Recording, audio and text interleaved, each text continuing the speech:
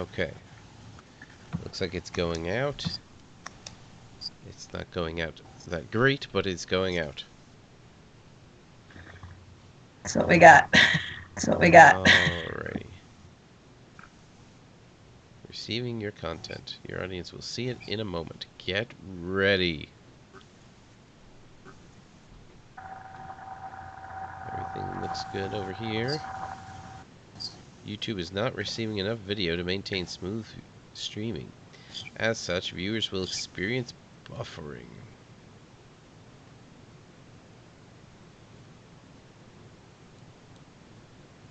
Okay. But it is going out, so...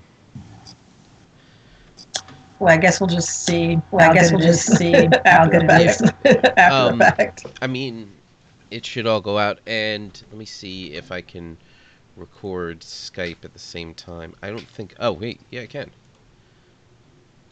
So I can record the Skype call at the same time, just in case.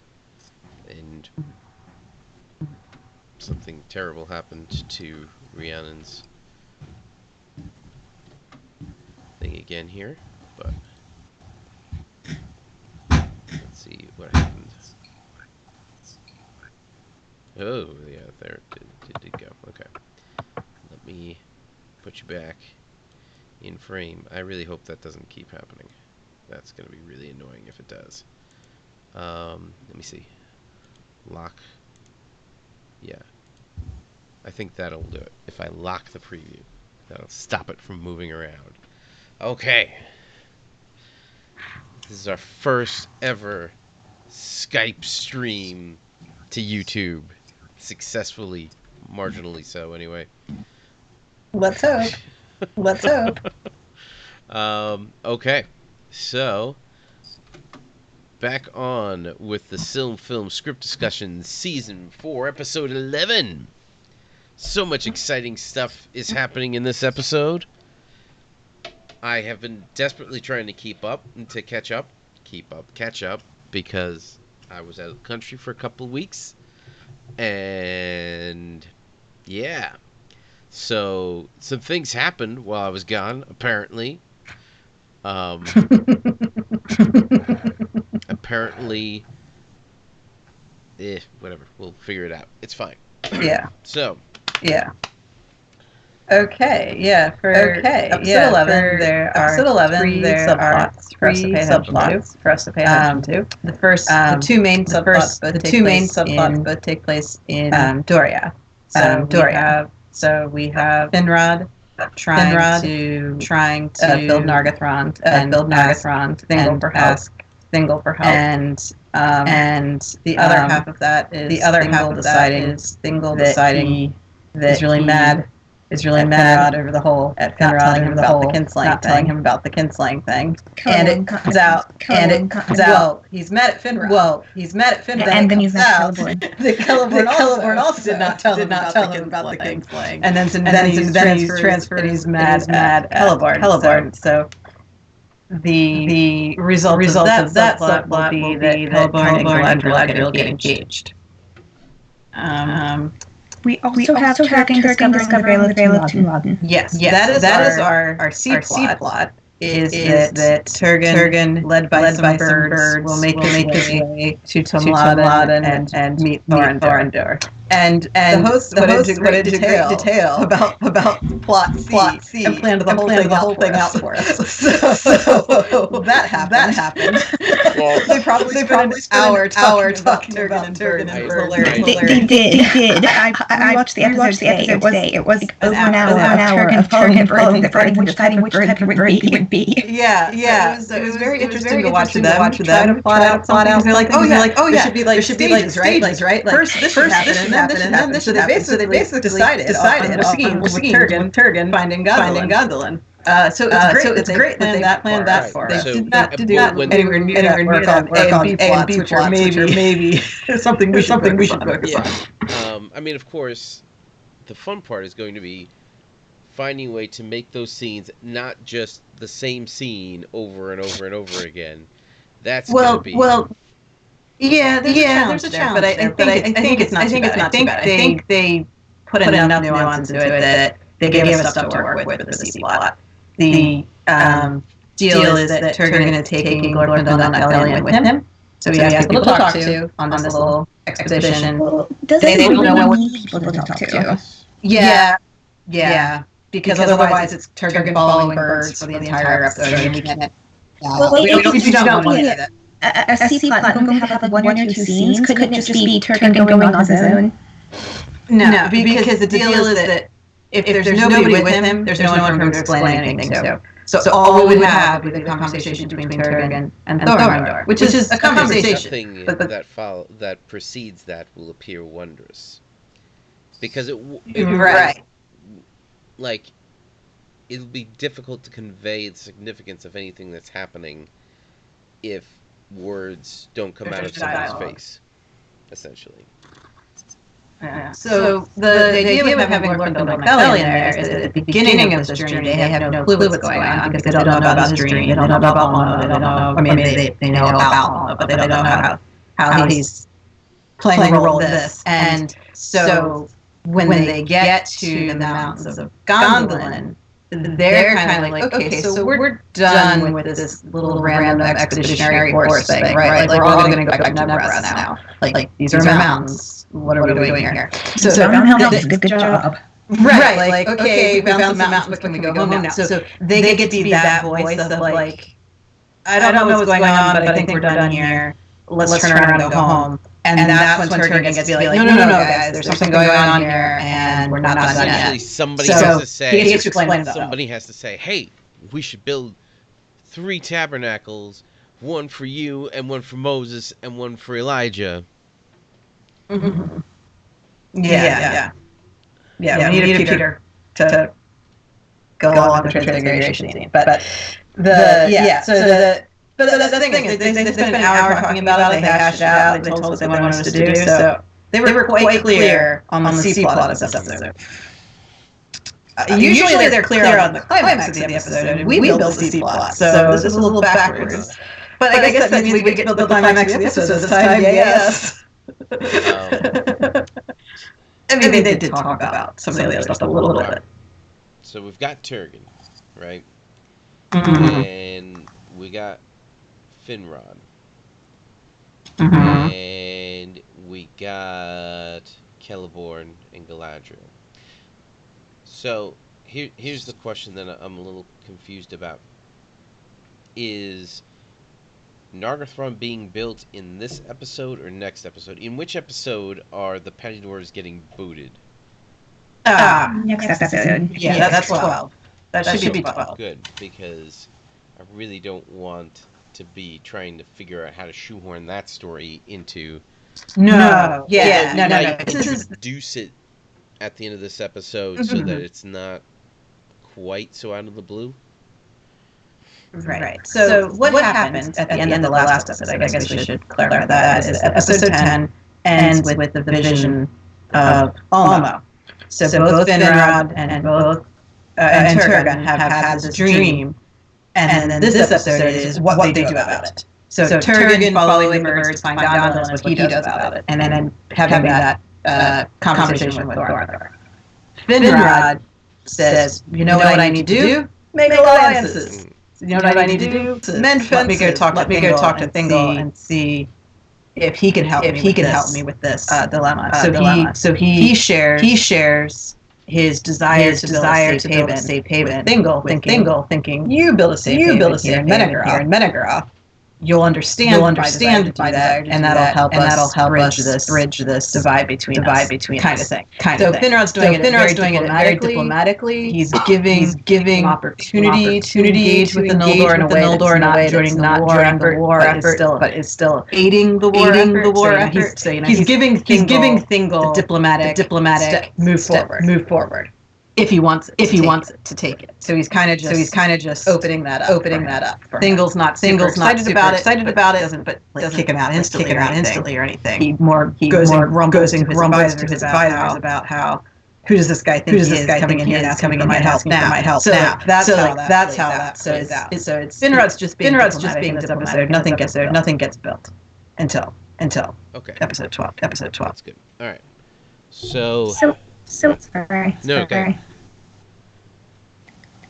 So if possible, I would like to open the Bernard and Turgan storyline with a shot of them right after their dream, because I ended them like they both wake up and they look away from each other, and I kind of want something else to happen to establish that they aren't sharing each other, but each feels like they have been given this mission. Also, they went almost down to the gates of Sirius. They didn't actually see the waterfall, so I kind of want them to go see the waterfall. It would probably be a starting point in this episode to have them both in one place and then diverge them away, because otherwise tying Turgan's storyline is going to be awkward. Not impossible. Well, and that's one of the things. Like the host kept talking about wanting Turgan to start out on the coast, but we know that we have him on the river already.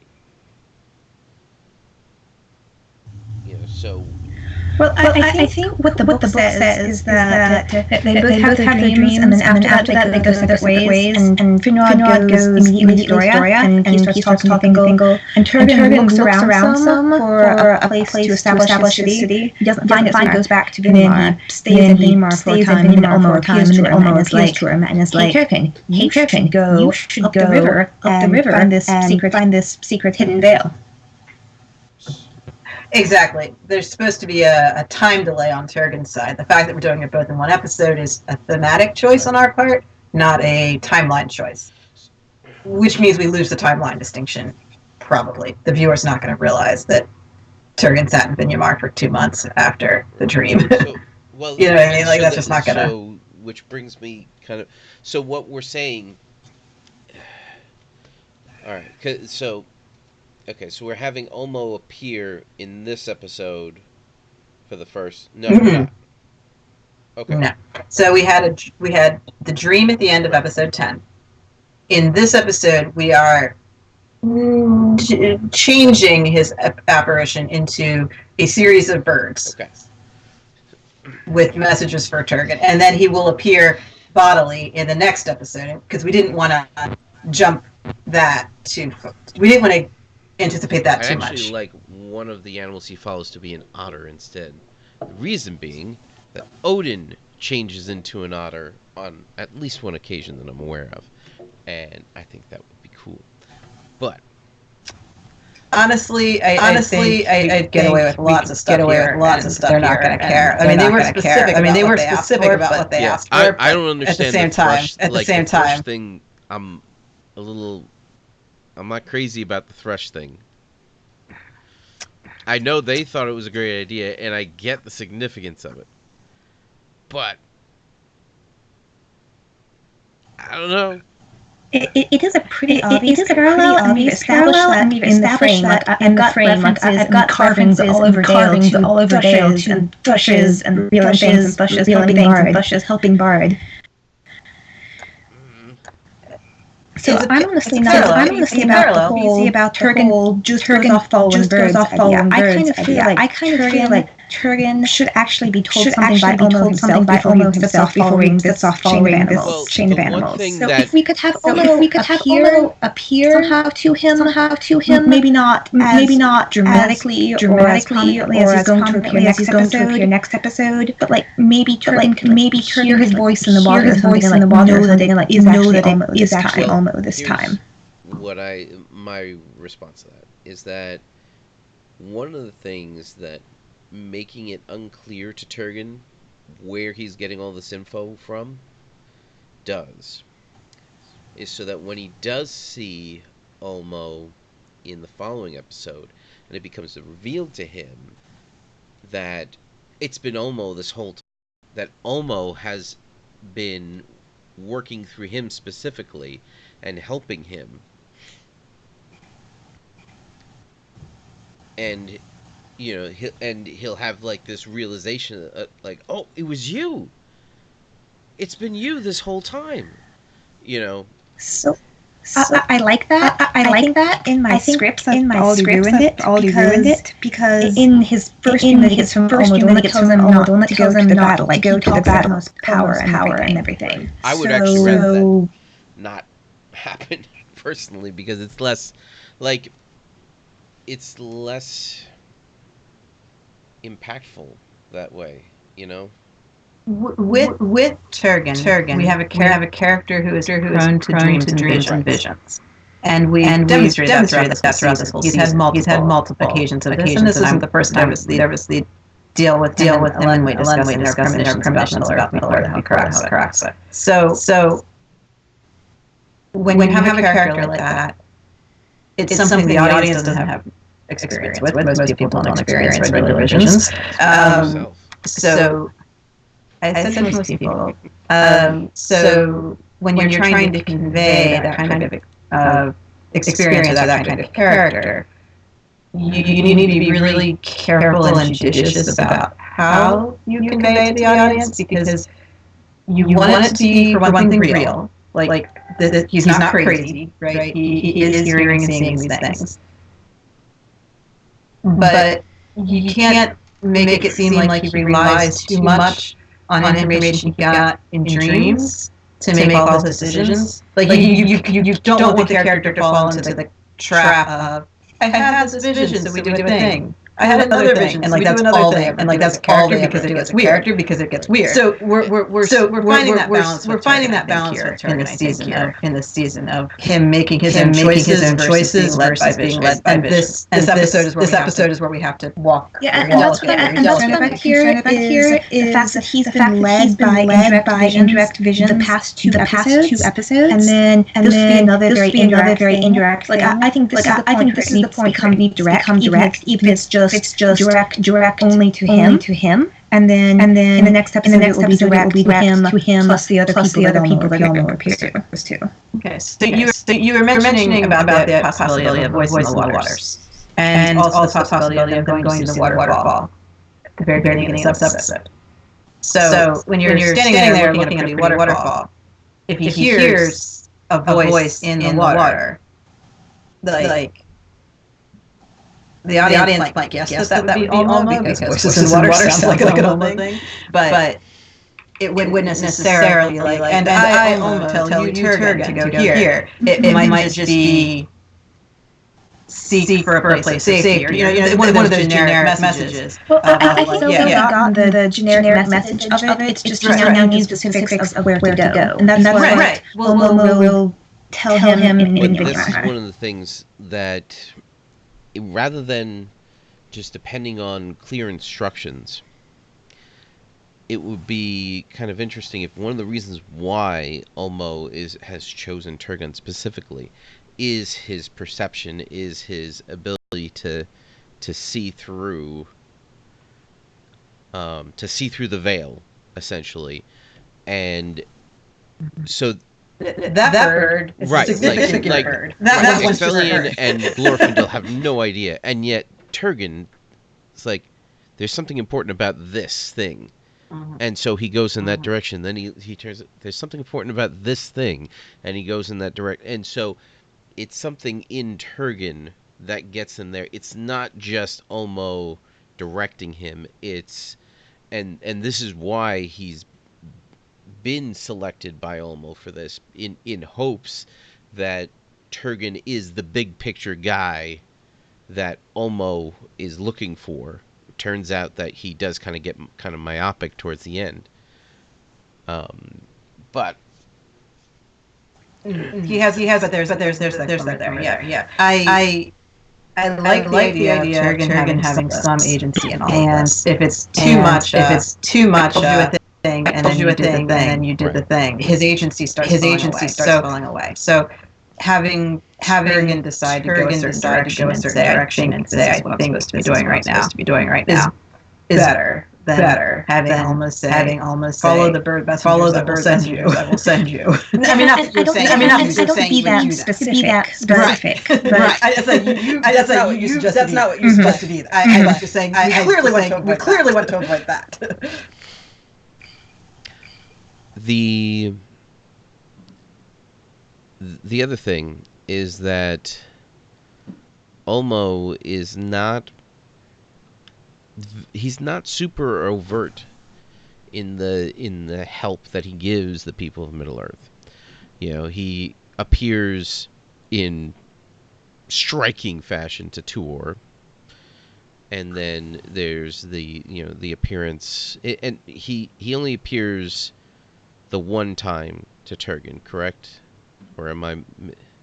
He Okay, appears all right, twice there to it is, 2 Turgan. times, right? So what the book says is he appears once when Turgan goes back to Venimar, and Omo tells him to go to Mladen, like sort of gives him some sort of insight, like where to go, and like that doesn't have to be you follow the river and then you turn left when you come to this sign. It can be something like you will know the way when it comes to you or something, and then he'll see the significant bird or otter or whatever and follow that. And then the second time he appears, he like pronounces this is going to be Gondolin and this is going to be its mission, and love not to well the work of thy own hands or the devices of thy own heart.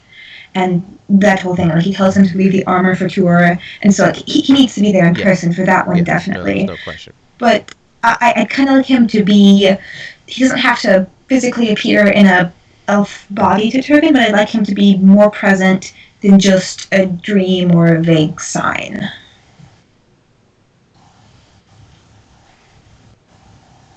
I don't know. I still kind of like the kind of leap of faith that Turgan is making when he doesn't know exactly why he's being drawn in a particular direction.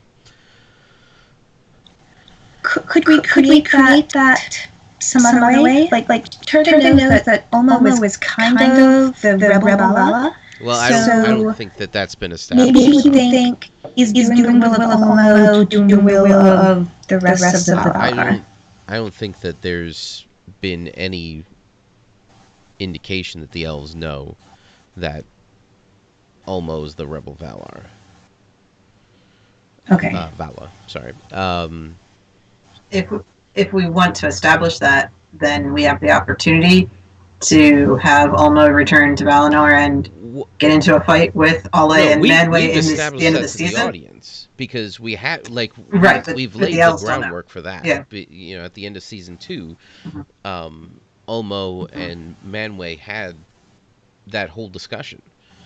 And Manwë makes it pretty clear that he knows that Ulmo's going to do what he's going to do, and that he's going to do his part in the music. Right. But I agree that the elves were not privy to any of those conversations. That's my point, is that there's nothing that the elves know that really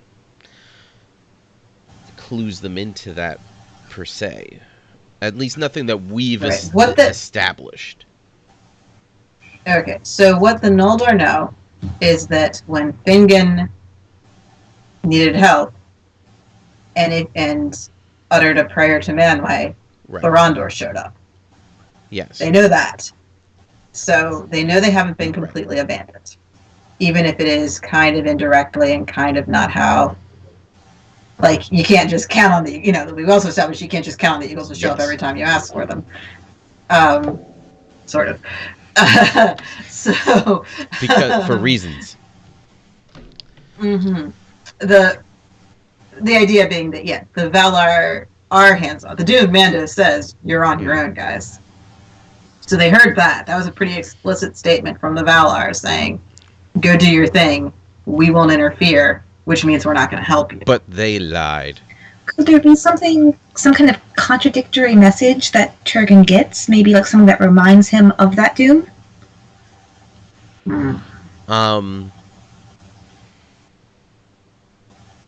Maybe something that reminds him of the doom, then Ulmo's message sort of turns it into if you do this, you have a chance of averting death and ruin and destruction of everything that you've ever made. We definitely could have Turgan interpret his dream as not a dire warning of what's going to happen, but a message of hope to avoid future he saw in the dream. He saw in the dream. He could his guys about the dream, which would again establish that Finrod, and that he and Finrod didn't talk about it, because why is he just telling them about this now? They could be on their way and he tells them about it, and them could say something could remind him of the doom, or at least remind the audience of the doom. Right, be like, we all heard that. We all heard that. The Valor are going to help us. Think the Valor are going to help. Apparently, this one is. Apparently, this one is. There's a way around it. Or apparently, there's a way around it. Maybe not everything was stated in the Maybe not everything was stated in the Maybe there's more. Maybe there's more. More than you know. More than you know, and your Horatio. Horatio. I do it right now. Yeah. Something about there's more than you know in your philosophy, but I can't remember the line from Hamlet. So that's one. What I'm saying though is that we don't need to give. If the more obvious hope we give Turgon, the less heroic this move is. Well, we will all establish that Turgon was one of the least hopeful people there because in the last episode we had him and Finrod talking about their different definitions of hope, and then we used things Amdir and Estelle from the aftermath. And so Finrod was really hopeful, but Turgon was a lot more skeptical. Right, that fits their personalities, and Turgon's one mourning a dead wife, and and Turgon's skepticism is one of the reasons I want Ulmo to appear more directly to him, because even in the last episode too, we had Finrod being like, let's go off and explore, and Turgon being like, no, let's stay here and get stuff done. So, like, something needs to change for Turgon to be the one who sets off and says, let's just go off and explore, rather than staying in Vinimar. Something could have changed due to the conversation with Finrod also. Yeah. And the dream. The real issue here is that we have the dream from Ulmo ending episode 10. And we have the dramatic appearance of Ulmo in episode 12. So this is the episode. Anything we do with Ulmo in this episode, it's gonna look like, and then more of the same. And then more. So if we have a dream. And then he speaks to Turgon. And then he appears to Turgon. 3 episodes in a row. It's going to be really hard. not to see this episode the loser vision. The weak and pointless vision. Almost no way we can write it. Now, I say this. He's not planning to sit down and write it. It's possible there might be a way around that. But I think there's a trap of trying to write 3 visions in a row. And I think they are getting progressively more spectacular. Right. And at some point, the audience is like, I'm not impressed anymore. So we want and it's even harder because we've had the Born Dream in episode 9, so it's like 4 in a row. It's actually technically 4 in a row. And so at this point, I am fairly certain that if we do anything Ulmo in this episode that's direct rather than indirect, we are weakening our dramatic appearance of Ulmo in the next episode. Right. Now, I'm not, like I said, I'm not saying it's 100%. I'm not saying there's no way around it, but I think it's a trap to try and put Ulmo in this episode in anything other than a feeling of Turgon's. Like he's following direction, but the audience doesn't hear it. And it's possible that he hears something himself, but maybe the audience doesn't hear it. Well, what if we don't show Ulmo's appearance to him? That's what I mean. If there's something off screen, and like he can talk about it, and maybe even be revealed until towards the end that Ulmo actually appeared to him. So we're not actually showing him giving that message. We can figure out when we plot out. There's 2 main conversations. One is the one with Lordonic Valia. No, really, guys, we're going to go through the mountains.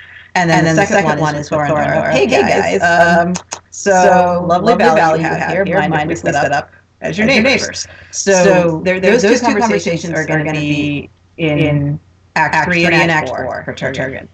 If we can find some way in those conversations to refer to Ulmo that doesn't feel cheap, fake, like a letdown, we can bring him into it. Probably in the discussion with Thorondor, Ulmo's name will come up, one way or the other. I almost can't see Turgon not mentioning Ulmo there, right? So then the question is, what to say about him? We Assuming can plot that out as he knows that Omo's been the source of this dream and everything. Yeah. What if we make it? Because this is a story of Turgan learning to have faith in Omo, but like Fingal and Kelly learning to have faith in Omo and their king. So Turgan wants to know, he won't tell them everything. And so maybe at the end he can mention Omo appeared to me and told me this, and like, wait, Omo appeared to you? Well, they're going to see Omo in the next episode. So again, we don't want to anticipate too much, but I agree that the key moment for both Glorfindel and Ecthelion should be the decision to trust Turgan and follow Turgan. So when they're saying, there's a big pile of mountains here, enough of this exploring, let's go home, when Turgan, whatever Turgan says to them, has to convince them that this is a guy that I will follow permanently. Yeah. And he cannot mention Omo there. And so then, like, their decision to go with him and find the entrance based on their trust Turgan. Then, when Thorondor shows up, they're like, so we trust Turgan, and it turns out Turgan also had the Valor on his side. It's like they're trusting in the person, and then they realize, we were trusting in the Valor. Yeah, we might want a more generic reference in the conversation with Thorondor. Then a specific reference to Olma. We'll have to figure out where we want that conversation to go. Because Thorondor as representation of the Valor a fair thing to establish. Thorondor kind of speaks for man. He kind of speaks for man. And it makes sense that Thorondor probably expected them. Right. Like, this is not... Their appearance does not surprise Thorondor. Right. Exactly. Right. He saw them from a very long way off. The point is, he knew they were coming. He knew they were coming. So we've been protecting this valley. Before Morgoth got back. Glad you finally showed up to build. Like, it's more like that. It's more like that than Oh, Mr. Eagle, sir, will you kindly allow me to build my city here? That is not exactly what's happening. I mean, Turgan might say something like that. Thorondor's response is, well, yes, that's what we've been hanging out here. Waiting for you to do. So that's our C plot. Our A plot, B plot. We do need to establish which one is A and which one is B. Is the focus on Finrod's attempt to win assistance, or is it on the engagement of Galadriel and Celeborn? I feel like the engagement issue is going to get to the heart of the matter a lot more. There's going to be a lot more raw emotion involved there. Because all the stuff involving Finrod, even if people get upset or if people are emoting, it's going to be more muted. It's going to be more diplomatic. Right. So that makes Finrod's plot the B plot, which means Celeborn and Galadriel's plot is the A plot. So who will be the protagonist? Will it be Celeborn? I feel like it should be. Because his conversations with Thingol are key to be both the A and the B plots. Right. And he's going to be having conversations with Galadriel that Thingol's not privy to, and he's the one that has agency, because Thingol's not getting a say. Right. He might eventually give Celeborn his blessing, but it doesn't matter. Celeborn's going to marry her anyway. Yeah. And of course, Galadriel also has agency. Just throwing this out here. Galadriel also has agency in the marriage of her and Celeborn. Just saying. She does indeed. So the other option would be, of course, Galadriel, Galadriel. I just figured that she would have less direct interactions with Thingol. So she didn't seem to be the protagonist, even though she is a very important key player, as you point out. But I think that making Celeborn kind of the center of it also causes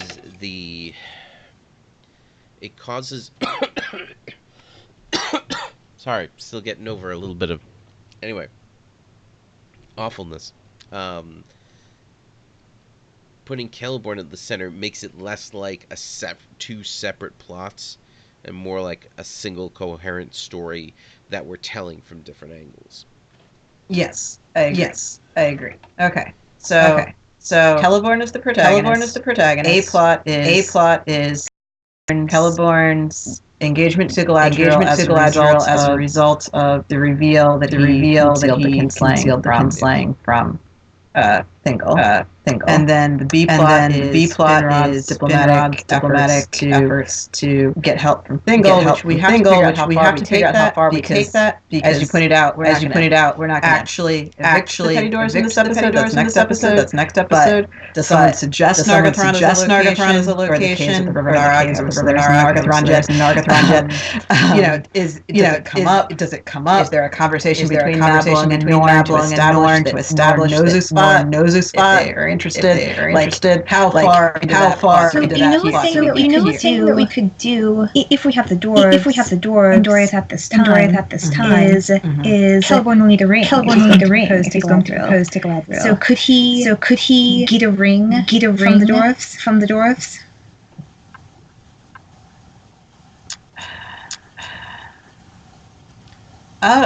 I would assume that most Noldor probably make their own wedding rings. They make things. I was about to say this would be establish where there's a difference there. And would Galadriel say something? Oh, you didn't make this? Okay. I think probably we want more of a serious tone in that scene, not cheap shots at Celeborn's lack of 2 months salary, Celeborn, 2 months. I wasn't going there with it, but it's they exchange silver rings when they get engaged, and gold bands, I believe from laws and customs. Yeah, so.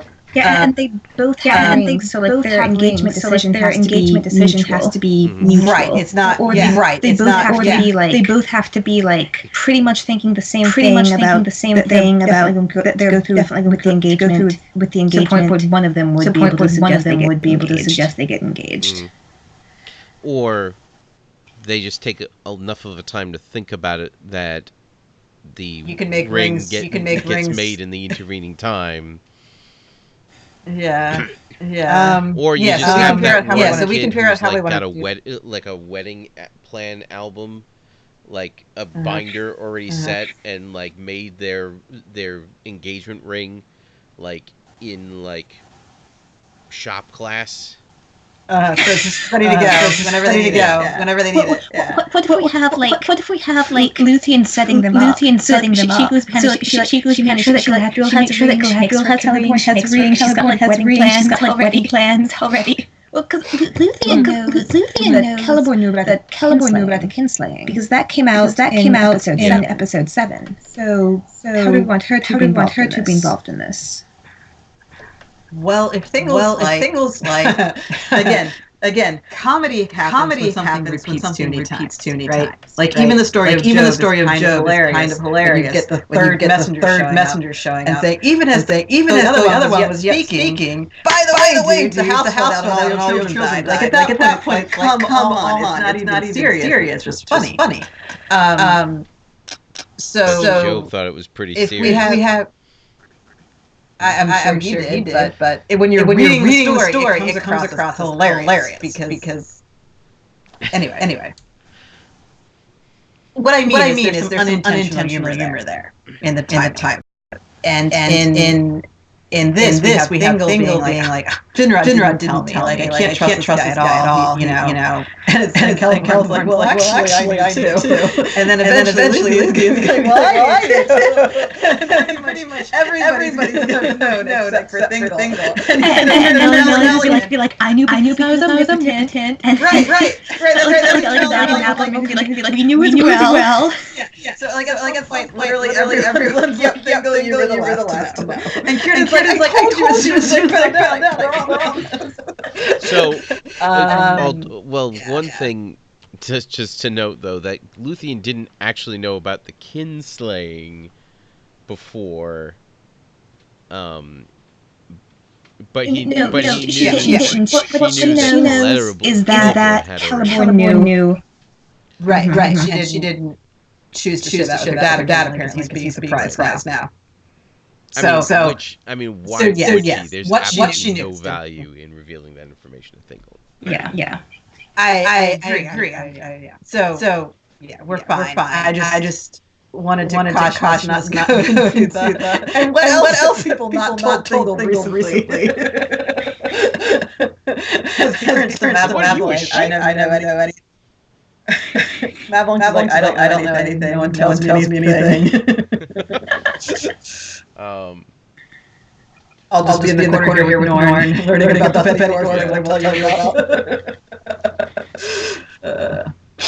Norn's like, should we not tell them that we dug this up 150 years ago? Should we not tell them that? No. Okay.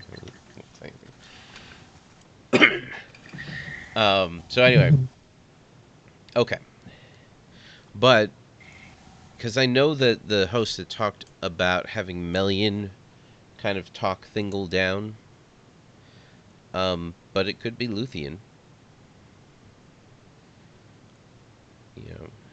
I mean, she doesn't reveal that she already knew that Celeborn knew. So she doesn't need to say that she knew that, nor to tell him, I saw this man to this.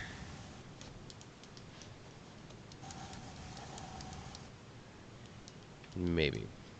And she doesn't need to be the one to talk to Thingol. I just thought she might be someone who's also present when Galadriel and Celeborn are talking about now it's come time to reveal that Celeborn knew that the kinslaying happened well before Thingol did. Okay. We want Luthien to be Galadriel's friend. Right. That's the role that we've given this season. So I agree that her interest here should be Galadriel's happiness, which means she should be very much pro Celeborn and Galadriel engaged. She's not that she's completely uninterested in Finrad's dilemma and Thingol's involvement. Like, I'm not saying she has no diplomacy and feelings, but that's not her focus here. Let's talk real quick about our B plot for a second, because it kind of sounds almost like there's two scenes. That there's Finrod coming. Well, I mean, obviously there's the setup with Finrod and Turgon taking leave of each other, but there's the scene where Finrod comes in and asks for help, and then there's the scene when Thingol calls him in and says, "Okay, we'll help you." There's a middle scene where Thingol complains to Celeborn and Mablung and Beleg or whoever's around about right, but what I'm talking about with Finrod specifically. Mm-hmm. Yeah, Finrod's the only resident. Sure. Yeah. Okay. What do we want with them, though? Well, the whole reason Celeborn is going to tell Thingol, hey, I knew about the kinslaying before you did, and you don't hate me, right? Is supposed to be because Galadriel kind of encourages him to, right? And the reason Galadriel is encouraging him to do stuff like that is because she's trying to help Finrod out. So she has a conversation. So if Finrod showed up, say second act, about what Finrod's there for. Okay. Mm-hmm. She finds out what Finrod's trying to accomplish, and she decides to talk Celeborn into helping Finrod's cause. And this probably doesn't have to be a Finrod goes to Galadriel, Galadriel goes to Celeborn goes to Thing. It could be something like Galadriel brings up Finrod's plight in a regular conversation with Celeborn, and Celeborn is like, well, I think I might be able to help, or something like that. Yeah, the idea was not to make it that Galadriel intentionally set Celeborn up, or yeah. It was more that he decides to do that, being aware of this, and he's aware of this because Galadriel brought this up, like, come on, my brother's help. Tell him to give up the give up the fact that he already knew.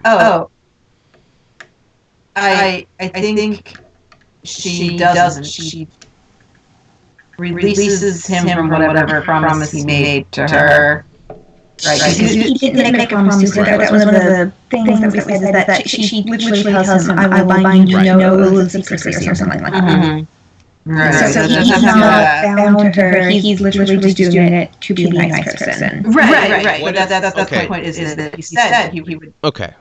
What if, instead of something like that, what if she says something to him, like they're alone and they're in a pretty intimate setting, and it almost breaks out that they have mutual affection for each other, right? But because it doesn't look like Thingol's going to acquiesce to Finrod's request, Galadriel is kind of despairing that Thingol is going to be okay with them being a thing, and so she... What if Luthien said that? What if Luthien saying? What if Luthien is the voice of my dad not approve of you guys getting engaged? Well, the reason why I'm saying, because this is before any engagement talk happens at all, and she basically releases Celeborn from any kind of obligation or attachment he might feel towards her, because she doesn't want to. She doesn't want to hold him back, you know. Right. So he's trying to get it out in the open that there's a thing there, and she may feel the thing, but she also she gets nervous and pragmatic about it, right? Right. She realizes this is terrible timing. And it's wrong time, wrong place. They're in Doria. Thingol is being freshly reminded that he doesn't trust his kinslaying kin. So she knows she's persona non grata. So what this is another time. This is another time for them to talk about. If only we had just Valinor together and decided to leave all in our own little ship and sail to middle ship and sail to our own realm there. Exactly. It's that conversation. Only. But and Celeborn's takeaway, and she might even say something to the effect of that she's thinking about leaving. And Celeborn's not going to tell her what to do. That's not his style. But he's not going to let Thingol tell him what to do either. Right. So perhaps Galadriel brings up that she talked to her brother Finrod. And that Finrod is trying to establish a realm. And maybe that's a better place for her than Doria. Like maybe that's kind of how it comes up. And so Celeborn is all like, I will help your brother establish his realm, because if you love something, set it free. He's not gonna hold Doria. But at the same time, he's also gonna be like Thingol. Give Finrod a break. This is ridiculous. You've taken this too far. So here's the thing that we got to be careful of. The thing we got to be careful of is that Because the first inclination is to want to neatly put Celeborn's conversation with Thingol, where this reveal takes place, in the third act. But that means that unless we are really, really careful, there's not going to be that much tension. Like it insists the climax of the episode from that tension by putting the oh gosh. So like this was the conflict is happening in the episode for there actually to be conflict based on it. Well, what's is that what you're trying to say? Like, Celeborn has a conversation with Thingol, and Thingol gets super angry, right? And that's like upset, right. Whatever it is, personally, that's wounded. the like really emotional moment. Then he goes and somebody talks him down. That's kind of the climax, which is kind of a weird climax. You follow what I'm saying? So in episode 7, Kinslaying reveal, what happened was the reveal of the actual Kinslaying happened pretty early in the episode. Then the whole tension was based on what is Thingol's reaction to Kinslaying going to be, and like he had thought out, he was like contemplating killing them, and like Melian had to talk him down, and she didn't look like she said the decision was still his. Like the final thing is him making decision to issue the ban. So in this episode, if we have him. Like if Finland comes back and Thingol's just reluctant to help him, that's not going to be as much tension as the last time and Thingol was contemplating killing him. Right. So the reaction has to be pretty strong. But also there has to be an open question as to what Thingol is going to do about Celeborn going into the fourth act and through the fourth act until the point where it becomes clear that Thingol's not going to do something damaging to Celeborn. He's not banishing him. Like, none of that is happening. If it were happening, it would actually kind of almost be a little bit better for the storytelling of the episode. I'm not saying it should happen, but he gets banished, invited back. Mm-hmm.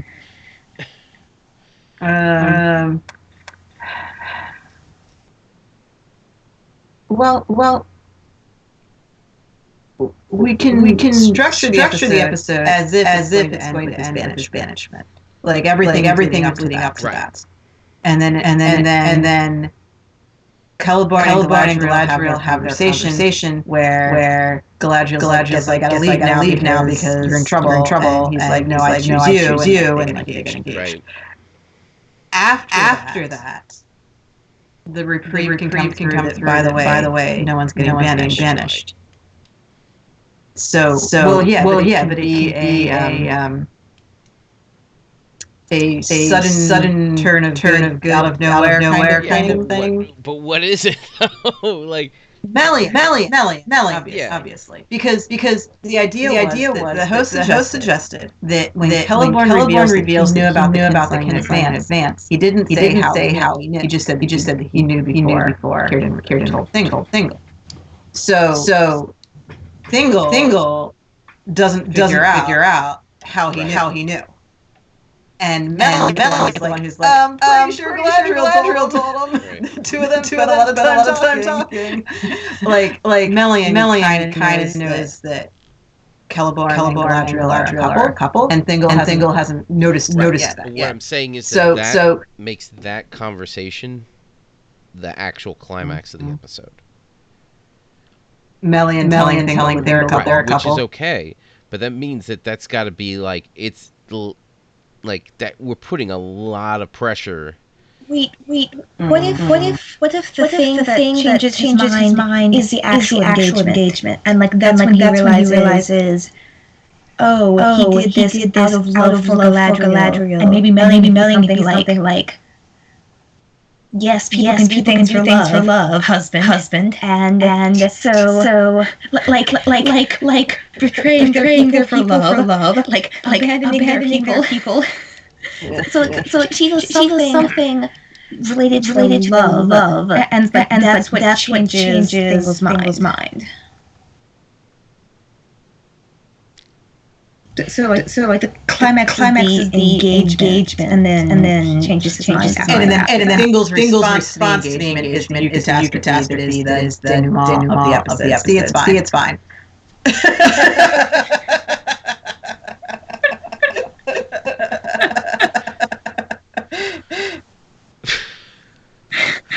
It just doesn't feel strong enough to me. He sees like Celeborn getting down on one knee to Galadriel. He's like, come with emotion. And he's like, I cannot banish this guy. No. Next. He asked him what's so important, and he said true love.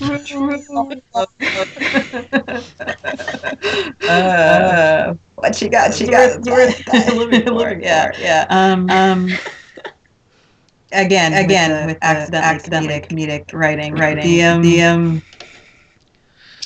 The thing is, Thingol is not going to be terribly moved by young love when it's Luthien and Bran. Mm-hmm.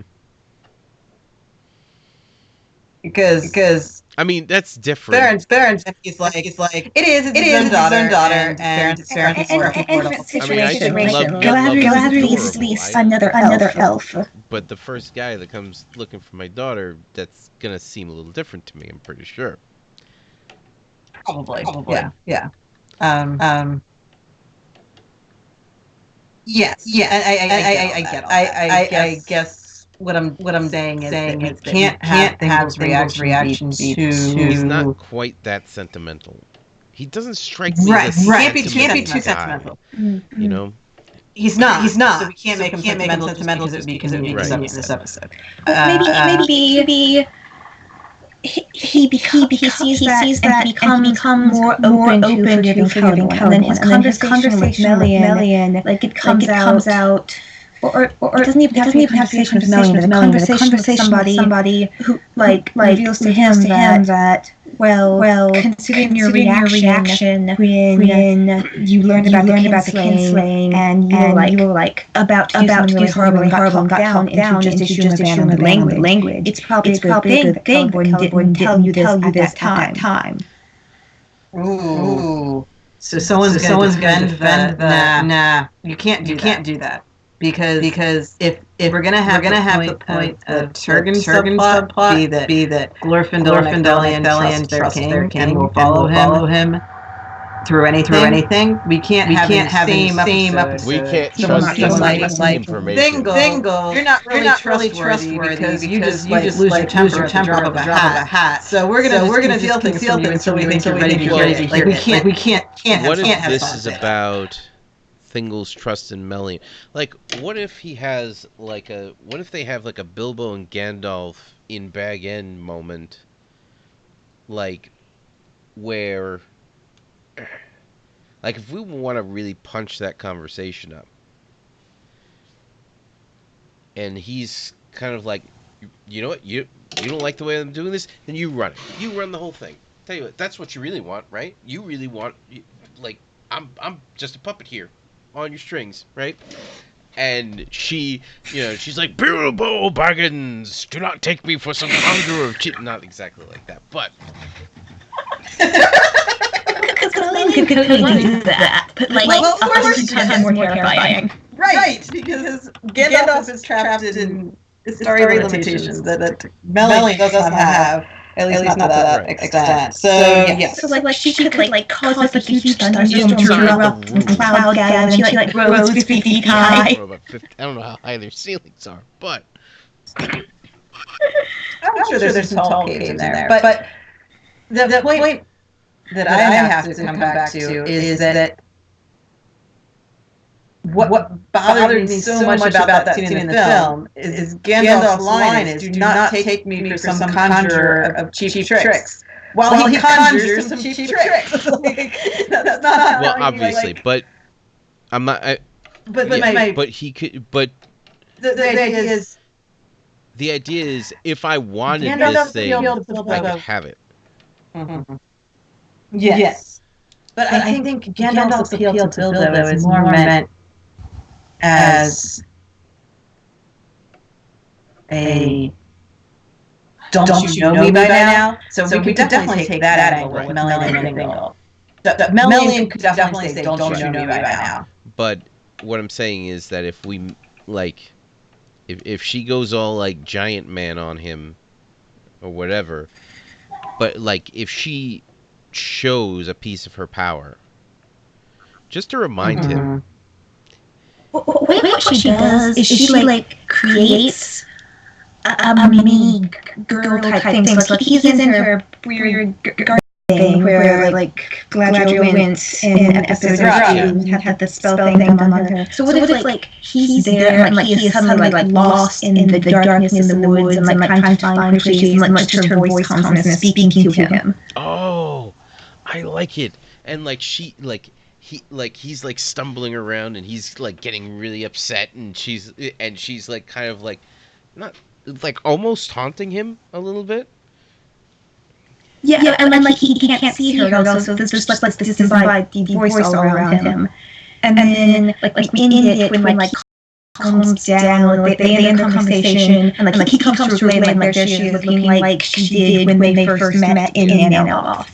Yeah. And like they reconcile there or something. I like it. I like the renewal of their relationship. That's kind of brought about by the kindling of Celeborn and Galadriel's relationship. I like that.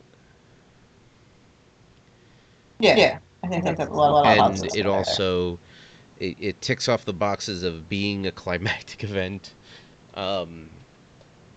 Because that would be very dramatic. And it carries that tension, you know, in a way that when Thingol calms down and he realizes that he's wrong, that there's a like that's what you need. That's what you need at the end of the episode. You need that. Right. Okay. So we have Celeborn there with him. Like somehow they both end up with Melian, and then it's like him and Celeborn alone stumbling in the woods. Or that's just really like too obvious in that we need to trust Celeborn thing. I feel like we don't need that, but I agree that if Celeborn is the protagonist of the episode, including him in more things better than not, so we should probably at least seriously consider it. As far as I can tell now, our Act 4 looks like Turgon's conversation with Rondor, Celeborn's conversation with Galadriel in which they get engaged, and then Thingol's encounter with Melian in which they resolve some things. Followed by probably a Sentinel scene in in the like either Thingol's council chambers, throne room, where you know he tells Celeborn, "It's cool, man.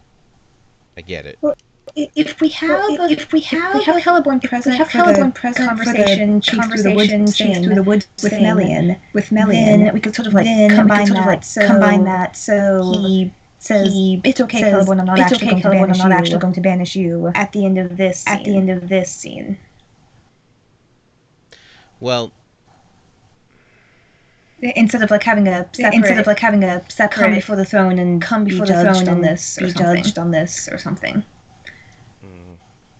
And so what would happen if we had Celeborn there? He would learn lessons along with Thingol about how to handle your wife, who is way more powerful than you are. Because he's also in that situation. To a point, not quite as bad as the answer is don't handle them. Yeah.